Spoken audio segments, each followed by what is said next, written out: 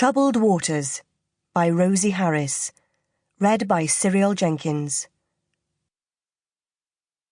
Screaming, Sara Jenkins ran out into the rain-sodden night, clutching Myfanwy, her baby sister, to her chest.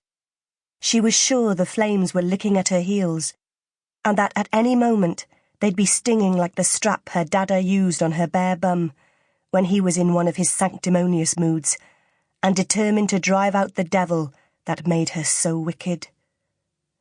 The hem of her nightie was flapping against her ankles, her bare feet slipping on the greasy pavement. Behind her, a flame was curling through the bedroom window, like a bright orange flag, waving victoriously against the blackness of the night, branding itself on her memory. The child in her arms whimpered in protest against the damp night air, and she pulled the shawl it was wrapped in higher, to protect the baby's face and to smother its noise. It was then that she thought of her mother, and realised that she was still upstairs in bed, and probably trapped by the acrid smoke that seemed to fill the entire house. A crowd was gathering, alerted by the pungent smell of the smoke that was billowing out into the night. Yelling, "Mum! Our mum! Where are you?" Sara turned back towards the house. As hands grabbed at her, she fought them off. Thrusting the baby at one of the women, she ran towards the smoke-filled building, repeatedly calling out to her mother. One of the men grabbed at her arm. "It's no good, Cariad. You can't go back in there.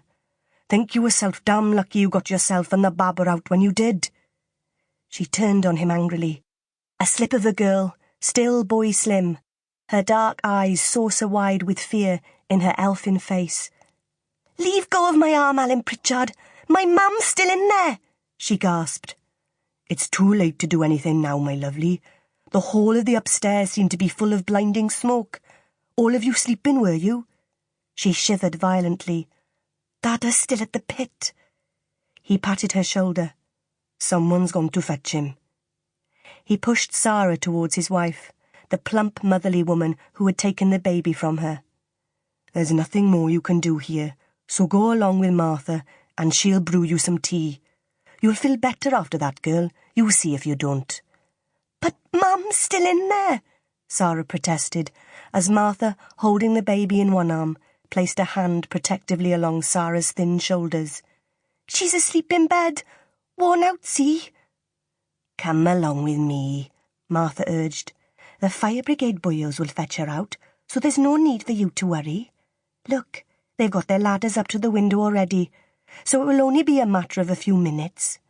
Come on now, and my Alan will bring her along to our house the moment they've brought her down."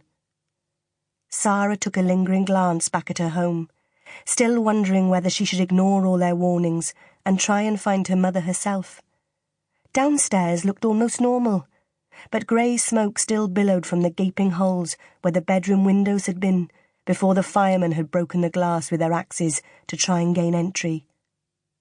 Sara had been sitting in the wooden rocker in the living room, trying to pacify Myfanwy so that her mother could snatch an hour or so of sleep when she'd first smelt the smoke.